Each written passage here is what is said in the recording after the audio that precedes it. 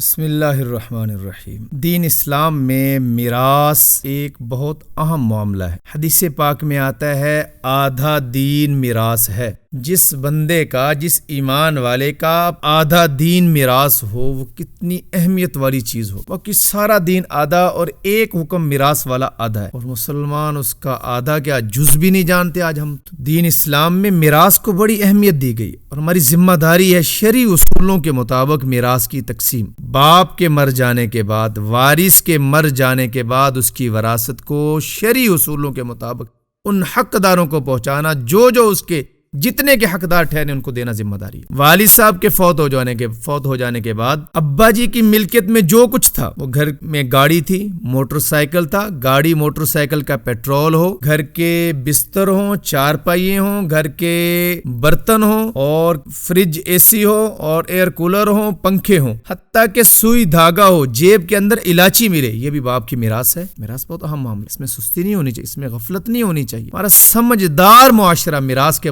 معاملے کے اندر بڑا غافل، عوام تو ہے ہی ہے۔ وارثوں کو حق دینا ذمہ داری۔ حدیث پاک میں آتا ہے جو کسی کو میراث سے محروم کرے گا اللہ اس کو جنت سے محروم کر دیں گے۔ کتنا لے لیں گے کسی کا حق؟ اتنا مکان، 2 مکان، مربع 2 مربع، اور پوری دنیا سے 10 گنا سب سے چھوٹی جنت ہے، بڑی شاید اس کو ملنے والی ہو، اللہ اس سے اس کو محروم کر دیں گے، اور ان قریب مر جائیں گے۔ اتنے رقبوں پہ قبضہ کیا، قبر اتنی سی بنے گی۔ قبر زمین کے بارے میں کسی کا حق نہ دیا، زمین تو ہم پہ اور تنگ ہو جائے گی، ستا دے گی ہمیں۔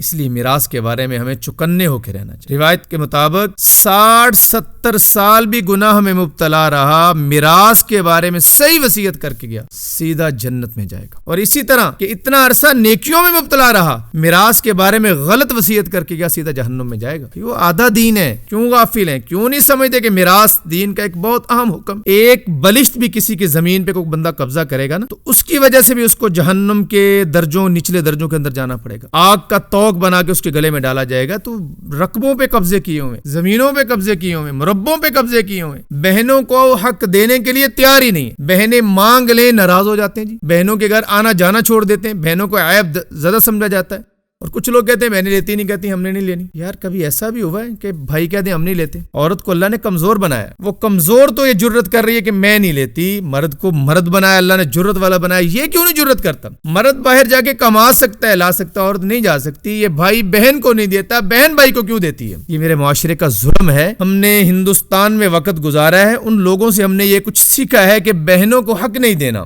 اب وہ نسل در نسل ہمارے اندر یہ عادت چلی آ رہی ہے، ہم قرآن سے رہنمائی نہیں لے رہے، حضور کے ارشادات سے رہنمائی نہیں لے رہے، حضور کی شریعت سے رہنمائی نہیں لے رہے کہ میراث کے بارے میں ہمارا حق کتنا ہے، کتنی ہم استعمال کر سکتے ہیں اور کتنی ہم استعمال نہیں کر سکتے۔ لہٰذا خدا را اپنی آخرت کو سنوارنے کے لیے، اپنے آپ کو جنت کی محرومی سے بچانے کے لیے حقداروں کو حق دیجیے۔ بہنوں کا حق میں کہتا ہوں کہ وہ کہیں معاف ہے، پھر بھی معاف نہیں، ان کو دو۔ بہنوں کو حق علماء سے پوچھ لینا کہ بہن کے معاف کرنے سے میراث معاف ہو جاتی ہے۔ کسی نے کسی کا حق دبایا، چوری کی، وہ کہہ دے میں نے معاف کیا، معاف ہو جاتا ہے۔ لیکن میراث ایک ایسا مسئلہ ہے کہ بہن کے صرف معاف کہنے سے معاف نہیں ہوتا۔ اس لیے میرے عزیزوں، میرے مسلمان بھائیوں، اس بارے میں خصوصیت کے ساتھ فکر ہو کہ میرے ذمے کسی کا حق تو نہیں۔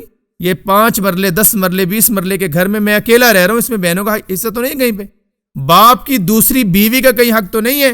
کہیں میری ستیلی بہن کا اس میں حق تو نہیں ہے؟ کہیں میری والدہ کا حق تو نہیں؟ کئی لوگوں کے حق ہڑپ کر کے بیٹھے ہوتے ہیں ہم تو۔ میراث کے بارے میں ہم چکنے ہوں اور اس ذمہ داری کو پوری کریں، تاکہ اللہ کے دربار میں ہمیں سرخروئی نصیب ہو۔ جو میراث کے بارے میں صحیح وصیت کرے گا، سیدھا جنت میں جائے گا۔ اللہ عمل کی توفیق۔